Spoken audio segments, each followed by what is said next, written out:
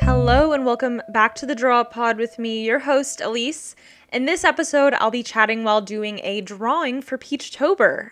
I cannot stop talking about Peachtober, as if you've listened to my past episodes. It's basically Inktober.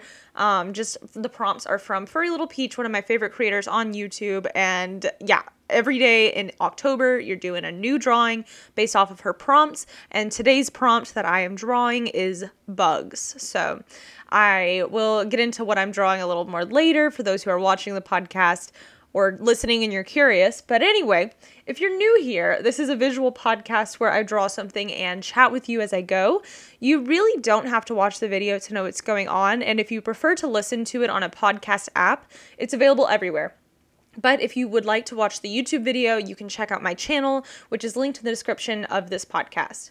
Also, if you'd like to see the final image, check out my art Instagram, which is at Elyse_draws. So, in this week's episode, I'm going to chat some about, I clicked the wrong episode notes. And this week, I'm going to talk about new art experiences I have experienced and tried lately, and some new ones that you should try too. I don't really care if you're an artist, a creative person, or you claim that there's not a creative bone in your body. I don't believe that. I think everyone can make art in some way, and it can be fulfilling for everyone. So anyway, if you want to try something new, if you're bored with everything right now, an easy way to do it is through a different artistic medium. But before we get into my recommendations, I want to take you through my usual segments, which are my life update, something new I learned, and a book update. Also, for those watching or listening and you're curious about the drawing, I chose to do, for this prompt, a monarch butterfly and a monarch butterfly caterpillar, and a chrysalis and some lantanas, which are basically just butterfly plants. They love the taste of it. It's delicious. Helps them get to where they're going. My mom has some in our backyard, and my dogs also think they're pretty tasty. So I don't know if that's good for them, bad for them. I know also acorns are bad for dogs, and my dogs love acorns. I think my mom's talked to a vet about it, and they're like, yeah, your dog shouldn't really be eating acorns, but they'll be okay. I hope so. Anyway, that tangent aside, if you're watching, please enjoy me drawing this butterfly. But yeah, so I am really, here's my main update for my life, really enjoying the cooler weather. It is so nice. I mean, let me check the weather. I mean, right now it's 81 in Austin, which to most people would not say that's cool, but anyone from Texas would agree that that's a pretty nice temperature. And earlier on today, it was a lot cooler. All of the mornings, which is when I'm mostly outside of the house. I don't really leave the house past like maybe 11 or something, unless I'm like running an errand. But yeah, it's so nice. It's so comfortable, and it's so chilly. And this one lady on my walk that I was on the other morning, she was like wearing leggings and like a sweatshirt. And she was like, how are you wearing shorts and a t-shirt? Like, I am freezing out here. And I don't know. I wasn't freezing. I mean, I wasn't even that cold. I had been on my walk for a long time, but I love it. I love the cold weather, but I will admit, I only love, like, I'm obsessed with Texas winter. I know for a fact I couldn't handle, like, New York winter or other part of the country winter that's, like, higher than Texas anyway. But yeah, in general, along with that weather, I've been feeling pretty good. I've been doing well. But lately, I've been considering that perhaps I might have too much on my plate. Perhaps. I don't know. I was feeling kind of weird today. I've been feeling weird lately-ish. Like I said, still feeling good. But I don't know. I've been really enjoying making art every day, participating in Peachtober, but it is quite a process, and like it was kind of a lot for me to make my YouTube video about drawing for 1 hour every day for a week. It just kind of took a lot out of me to commit to that, and I'm like literally doing the same thing for the month of October. So I don't know. I'm busy. I'm a little overwhelmed, but it's fine. And like last week, I wasn't really able to do Spanish, which was kind of a bummer, but I think it was good for me to take a week off. But yeah, in general, always losing my train of thought. I might have too much on my plate, so I will not be adding anything else to my plate. That's kind of the plan for me. But yeah, I've also, another life update, I got myself this Apple Watch I'm wearing on my wrist. It is lovely. I'm trying to use it because I like it as a fitness tracker, and I've been enjoying it so far. It's the like SE or whatever the new one is, but like not the expensive new one. I really like it. It's my first Apple Watch. Here's Elise's tech review. I wish that I was able to be on my phone less than I am now. I think this is helping somewhat, but I don't know. I still kind of have to use my phone for a lot of things, and I wish I could use my watch for more things. But I really like that I've been able to gamify my life and my workouts, and it's nice to be able to track it and be able to track my heart rate with a more kind of reliable tracker than the hand-me-down Fitbit that I was using before. So I'm liking it so far. I'll let you know whenever I've completely thrown my phone away and I'm only using my Apple Watch, because that's kind of the goal, even though I don't have the cellular on this watch. So I still need to keep that phone around. But yes, something new I learned. Okay. Emily in Paris. I have a few things in this category. It's mostly just extra things I want to talk about. Emily in Paris. So I don't watch TV ever. I used to really like TV, and then my attention span grew shorter and shorter, so now basically the only media I consume is YouTube. And I used to consume TikToks more, but I deleted that from my phone, and I've been a lot happier and more productive and less tired from staying up until like 11 watching TikToks every night. 11 or 12. So I'm doing a lot better now that TikTok is sadly not in my life as much anymore. But anyway, so I like more short form media. I have a hard time with TV shows. I also feel like a lot of Netflix's shows aren't that good.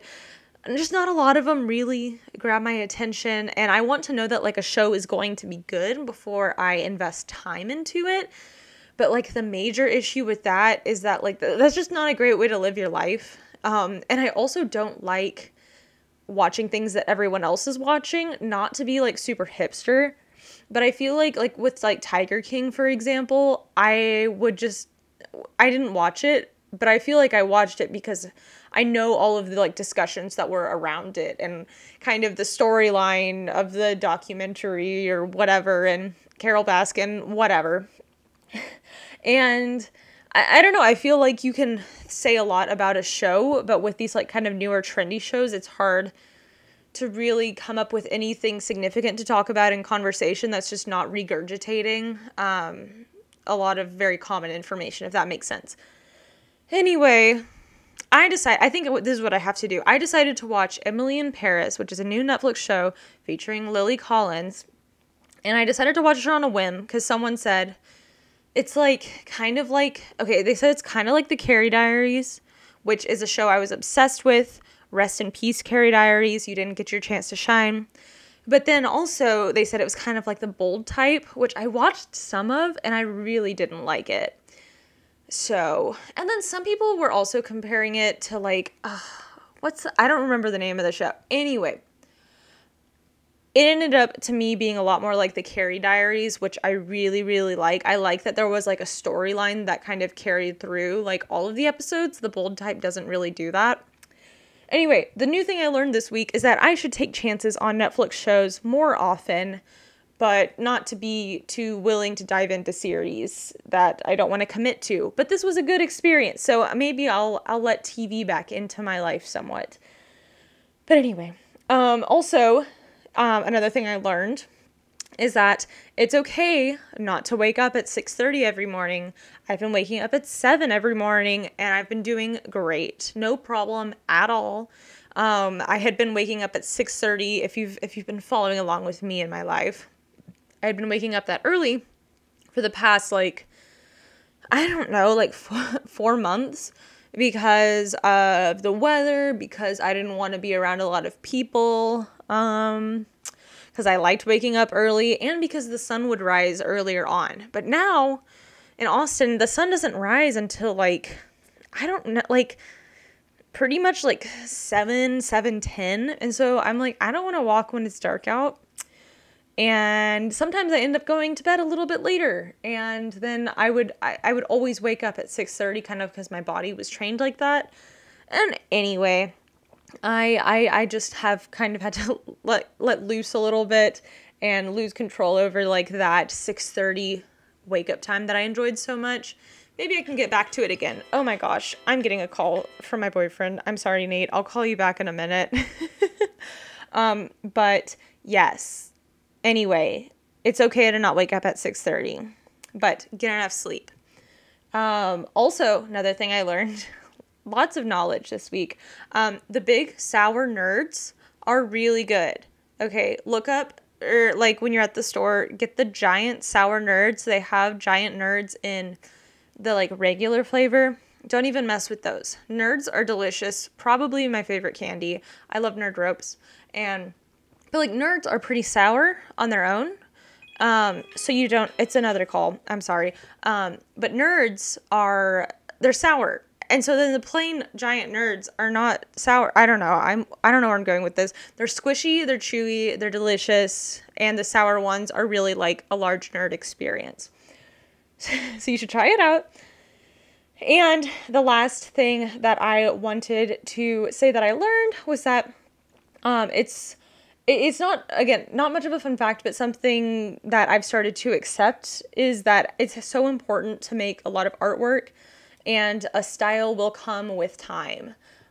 If say like the 70% of the art I make turns out like really poorly, but I get 30% of it being like great work, I really need to be making more bad work so I can arrive at more of that good work. So in general, over the years, I've had a really hard time practicing, and I really hope to continue to improve with it because, yeah, I feel like I'm investing a lot of time into these drawings, and I look through my sketchbook and I'm like, yeah, this is kind of a lot of drawings, but I feel like I'm putting in so much effort to these, but and again, it's like I'm satisfied with a few of them, like fully satisfied with a few of them, but there are a lot of them I'm not super happy with. Anyway, got to put in that effort. So, book update, finally. I have read 15 books this year. I did the calculations on my Goodreads, which again, I shout out every week, and yet no one has followed me. I don't think many people have Goodreads, but anyway, I've read 15 books this year. I do technically have a 25 book goal for the year. Not sure if I'm going to hit it. I'm like 3 books behind. I really need to step it up. But yeah, I started reading just barely Digital Minimalism by Cal Newport. And I'm excited to get into that. And I think that next week's episode of the Draw Pod is going to talk more about social media and like my relationship with it. My thoughts as a communication major and a graphic designer, because there's a lot of really interesting things to be said about that. But yeah, and then I also want to talk about The Social Dilemma, because that was an interesting documentary that I don't know how I feel about it. I mean, I don't think I liked it very much. That's just a hint. But yeah, so I'm going to get to that next week. But also I'm trying to get through Don't Make Me Think. I thought it was a faster read than it has ended up to be. It's just complicated because I'm reading it on my Kindle, and there's a lot of like image descriptions underneath all of the like graphics that they have in the book, and they're like printed in the same font size as everything else in the book. So it's just really, really not fun because like I don't need to read the image description. It's like describing literally like what is in the image. I think it's an accessibility thing, which is awesome. It's just not really formatted well with the Kindle. Anyway, I think I have to return it in like 2 days. So we'll see if it gets done. I'm trying. So yeah, that's pretty much it. I'm still holding off on reading the last Alphas book, which is part of my YA adventure, which I'm really sad about because Alphas is such a good series, but it's really brought me a lot of joy over the past few months. So I say this in several of my episodes, but if you've got some YA books from your childhood, from your teenage years that you really want, like you really enjoyed, you need to reread them. Just check them out now. It's going to be a short read. It's going to be a fun time. Look forward to it. All right, and we are back recording after about an hour break. I just had a phone call with my boyfriend, so that was nice. I answered his call, which was good. So now we're getting into the specific topic of this episode, which is new art experiences that I've been having that you should try as well, and maybe some ideas for fun things you can do. Again, this is for people who are into art, who think art's kind of cool, and for people who think that they don't have a creative bone in their body, which, as I mentioned before, you are wrong. Don't even stop it. Anyway, so some new things I've been trying lately. I just bought this pretty expensive pack. Well, you don't have to buy the full pack. You can buy like one or two of colored ink. I just got this pack. I wish I could tell you the name of it, but it's in this circle shape. It's a very popular brand of colored ink. I think it's like Bombay ink or something like that. Anyway, it's really fun. It behaves a lot like watercolor, but you obviously can't re-wet it to kind of get it activated again, but it's definitely a more similar experience to watercolor than using gouache is to me, or to like using acrylic or something, which is fairly different. But I really enjoyed doing that, and I did a little project with that I'm going to talk about in a minute. I also bought gouache recently. I did a podcast episode of that where that was actually like my first, the still life that I did of the bread and the strawberries and the cantaloupe, which is like my most popular Instagram post I've made. It got like 90 something likes. Was very excited about that. That was like my first like actual experiment in using gouache. So very happy with it. I did buy acrylic gouache, which I think I talked about in a previous episode, which is a little more like acrylic paint than watercolor on kind of that spectrum. But I think it's a really fun medium. I just had a phone call with an illustrator, which was super nice, and we just chatted about art, illustration, watercolor, gouache, art school, things like that. And she also was saying that she likes gouache and watercolor because it's a lot easier for cleanup compared to acrylic and oil, and you kind of have to be a little more proper there and take care of your supplies a little more, which is important to take care of your supplies. But if you're someone who's just kind of artsy and you don't want to put in the effort to like preserving your brushes in a good way, just do watercolor or gouache. Very good resources. I also put on this list Skillshare classes. I think that was just for like some like experiences I've been doing lately. I've also mentioned this in other episodes that I am working on a video that it's been really dragging on for a long time. I like Skillshare. I just think the classes for me personally might be a little too beginner for me, but I think it's a really great resource that you have like a 2-month free trial. And I've gotten a lot of really fun projects out of it. Did I necessarily need the projects? I don't think so, but I really liked, kind of following along with artists on there and even like copying what they were doing on the screen and kind of following like another artist's style and method. So if you're trying to also learn about art, learn how to kind of move towards your own style or finding your artistic voice a little bit, I think it's really valuable to copy, honestly, and like look at artists that you really admire and creators you admire, and obviously not posting that work that you're doing and not, if it's exactly the same and not tracing it, but it's kind of the idea of like the master copy. That was how people learned in the past. They'd go go to museums and try to paint other paintings done by masters just to learn and figure out. And so that's a really good method you can do and something I've been kind of playing with a bit. I also love ink pens, and there are two ways of describing these ink pens, I guess, because one of them has been a new experience for me and one is a very familiar experience for me. The very familiar one is using Faber-Castell pens. They have them in a bunch of different forms and brushes. I like these that come in like a bold, a super bold, a chiseled, bold kind of thing, and this 1.5, which they're kind of like fine liners is kind of the shape of them, but they have more of a brush tip. Really nice. It gives a really nice artistic kind of look to your work, and it's more easy to me to be a little more free with using a pen and drawing. Also, I mean, if you're looking at the video right now, that's kind of the shape of them. These are, I forget the name of them. I'm blanking on them. Oh, micron. These are micron liners, but it's kind of the same shape, but with a brush tip. Anyway, super great. You should try them out. The new art experience that I've had is also the other brush pens I was talking about are relatively affordable, so that's something you can pick up just at Michael's if you're wanting to go somewhere like that.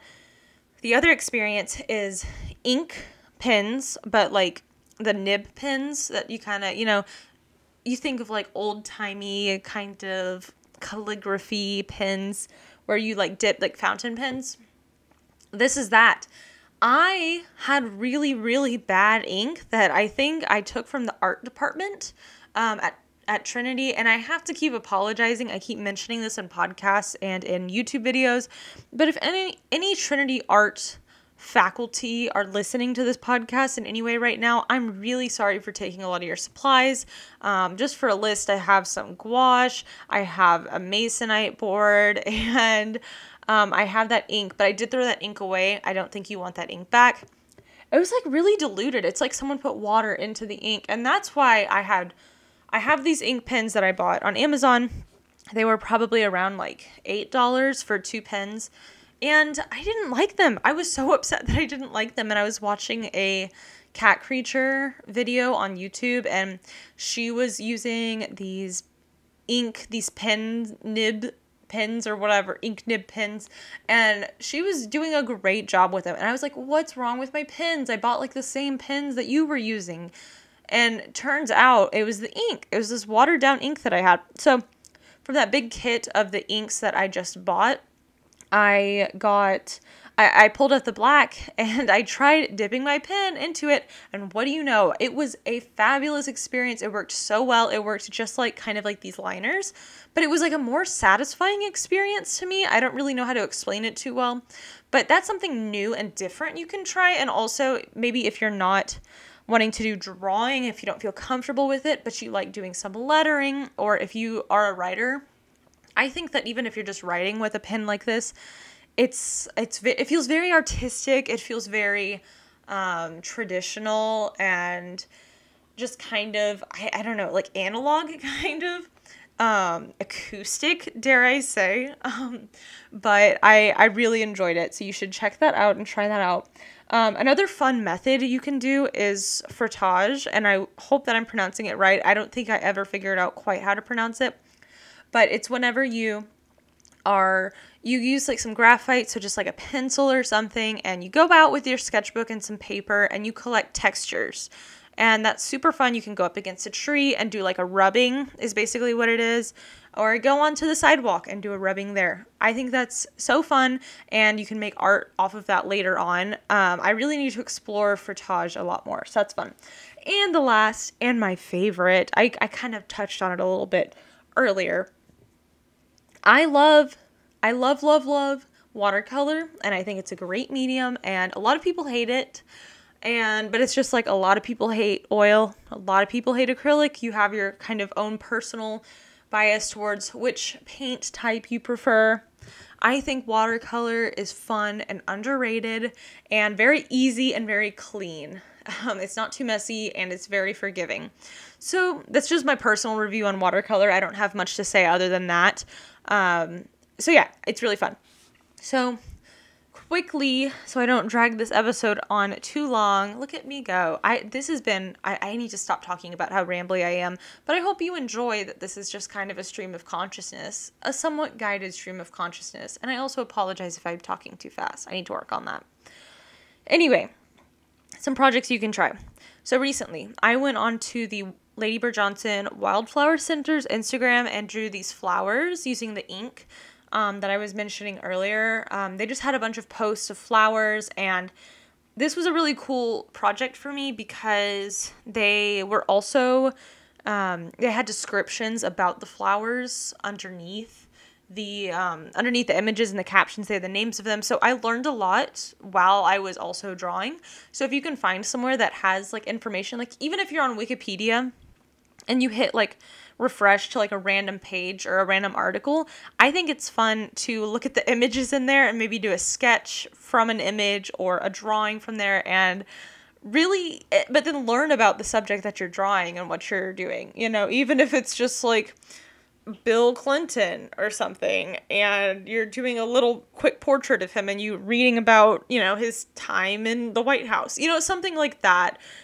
I just think that's really fun, and I love learning. So another thing, draw your food. I wrote this down. I don't know how great of an idea it is, because you want to eat your food. Maybe draw someone else's food if they feel comfortable with that. I think that's just a fun thing to do. I don't know. Keep a journal of your food, but like a visual journal. I think that would be fun. Blind contours. I'm always a big fan of them. I always preach about them. I love them. It's basically where you're not closing your eyes. It helps improve your life drawing skills.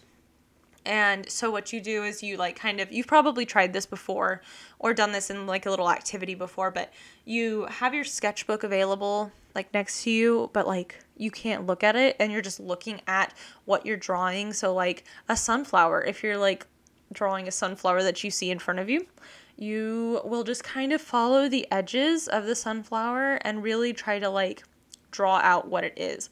It's not going to look good at all. No one's really looks good. It'll look cool, but it won't look like a sunflower, particularly. So try that out. It's really fun. It's kind of just funny to do. I also think another fun thing you could do is to draw something that you're really good at, but with your left hand. You know, be fun is also if I drew something I'm really bad at drawing with my left hand. Maybe I'll draw a horse with my left hand. I'm very bad at drawing horses. I like that whole concept of how there's like two types of artists in this world. There's people who can draw horses and nothing else, and then there are people who could draw everything and not horses. I fall in the latter camp.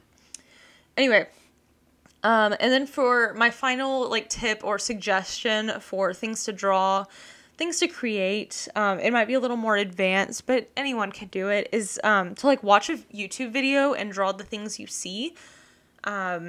That's something I've tried a few times, and like drawn like background elements in videos, or tried to like capture the person speaking in the video, and trying to maybe do a little portrait that's somewhat in their likeness. I think that's really fun. And I did have one extra thing, and that's if you're doing watercolor or ink, really fun method to try out is to do wet into wet.